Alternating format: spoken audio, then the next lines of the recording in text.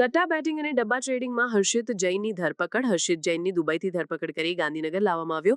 હર્ષિત જૈનની ઓફિસમાં ડબ્બા ટ્રેડિંગ ચાલતું હોવાથી રેડ કરાઈ હતી.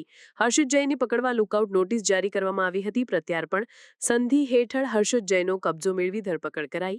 2300 કરોડના વ્યવહારો થયાનું પોલીસ તપાસમાં સામે આવ્યો. 139 બેંક ખાતા ફ્રીઝ કરવામાં આવ્યા. 37 આરોપીઓની ધરપકડ કરાઈ. 8 આરોપી સામે લુકઆઉટ અને 3 રેડ કોર્નર નોટિસ જારી કરવામાં આવી હતી. અમિત મજીઠિયા, સૌરભ ચંદ્રાકર હજુ પણ ફરાર. હર્ષિત જૈન દુબઈમાં કેવી રીતે પહોંચ્યું, ક્યાં રહેતો હતો તેની તપાસ કરાશે. Credit card, bogus bank account અને બોગસ પેઢીઓ અંગે પૂછપરછ કરાશે.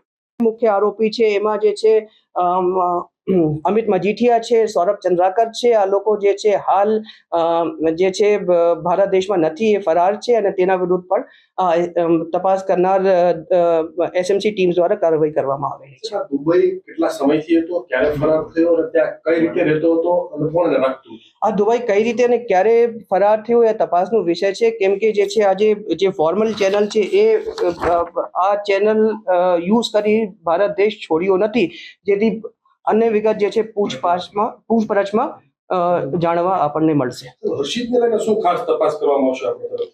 હર્ષિતને જે એના ઓફિસમાંથી જે બેંક એકાઉન્ટ્સ મળી આવેલ હતા, જે ક્રેડિટ કાર્ડ મળી આવેલ હતા, જે ખોટી કંપનીના સહી સિક્કા સીલ જે મળી આવેલી હતી, આ જે સીલો છે કઈ રીતે મેળવી, ક્યાં બનાવવામાં આવી, અને જે બેંક એકાઉન્ટ જે છે જે એમાં અમુક બેંક એકાઉન્ટ એવા પણ મળ્યા છે જે તદ્દન ખોટા બેંક એકાઉન્ટ છે. એવી પેઢીઓ જે છે એક્ઝિસ્ટ કરતી નથી, એવી જે કંપની જે એક્ઝિસ્ટ નથી કરતી.